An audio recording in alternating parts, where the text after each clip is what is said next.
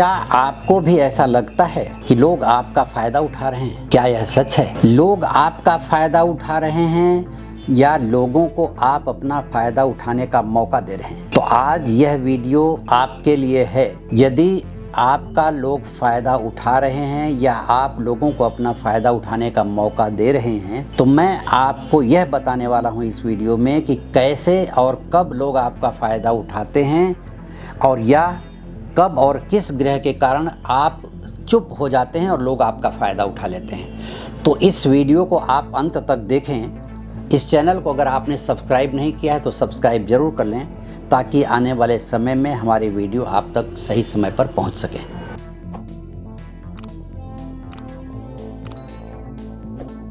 तो हमारे मन को विक्षिप्त कर देता है, भावनाओं को तितर बितर कर देता है। जहां आपको लोग लूटने के लिए बैठे हैं, नहीं चाहते हुए आप उन लोगों से दोस्ती कर लेते हैं। राहु मायावी ग्रह है और वह आपको अपने माया के चक्कर में फंसा करके बर्बाद कर देता है। नमस्कार, मैं ज्योतिषी आर्यच सोनी पिछले 41 वर्षों से यंत्र मंत्र तंत्र रत्न दान दक्षिणा पूजा पाठ होम हवन जप तप और रुद्राक्ष के द्वारा लोगों की समस्याओं का समाधान करता आ रहा हूँ।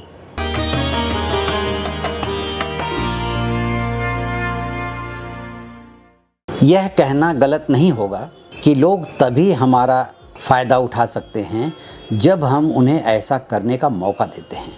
लेकिन क्या आप जानते हैं कि ज्योतिषीय दृष्टिकोण से कुछ ग्रहों की स्थिति ऐसी होती है, जैसे चंद्रमा है, बुध है, राहु है।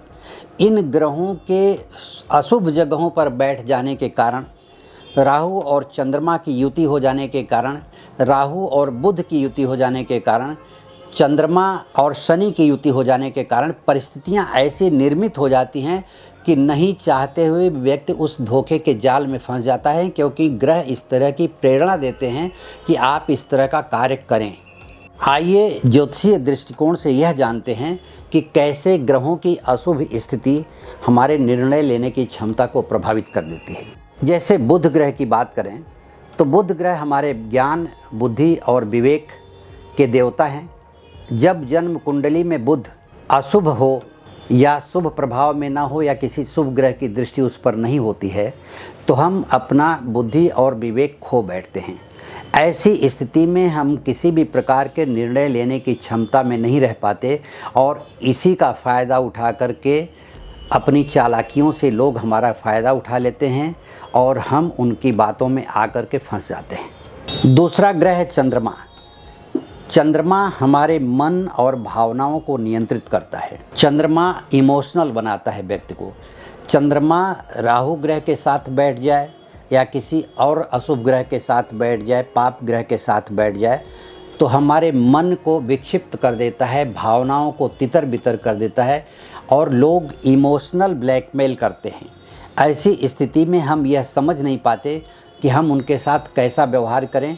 हमारे मन में एक भाव आता है और हम जानते भी हैं कि यह हमारा फ़ायदा उठा रहा है व्यक्ति अपनी चालाकी से, लेकिन मन कमज़ोर होने के कारण हम उसका विरोध नहीं कर पाते और न चाहते हुए भी हम उसे अपना फ़ायदा उठाने देते हैं।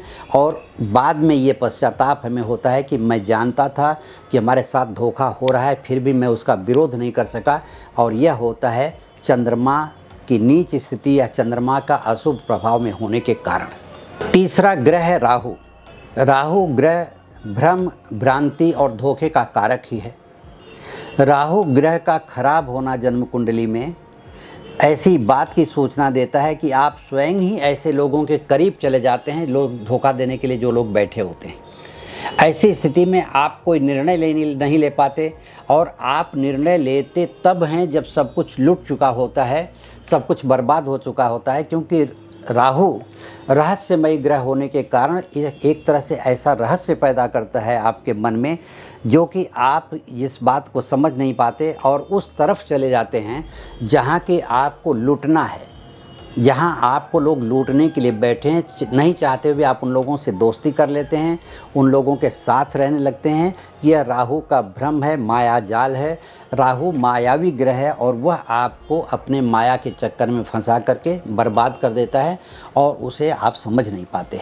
अगर आप चाहते हैं कि आपका लोग गलत फ़ायदा न उठाएं, तो सबसे पहले आप अपनी जन्म कुंडली का विश्लेषण करवाएं। उसमें जो ग्रह अशुभ बैठे हों, चंद्रमा, बुध, राहु या कोई भी ग्रह अशुभ बैठा हो या अशुभ प्रभाव के बीच में बैठा हो, अशुभ भाव में बैठा हो, अशुभ ग्रहों की दृष्टि पड़ रही हो, तो अपनी जन्म कुंडली का विश्लेषण जरूर करवाइए।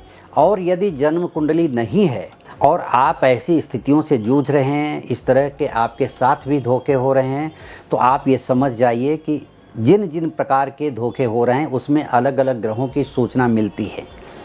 आपके साथ छल प्रपंच हो गया है तो राहु उसका कारक है। आपके मन से आप विचलित हो गए हैं तो चंद्रमा कारक है। आपकी बुद्धि भ्रष्ट हो गई, उस समय आप डिसीजन नहीं ले पाए तो बुध उसका खराब है।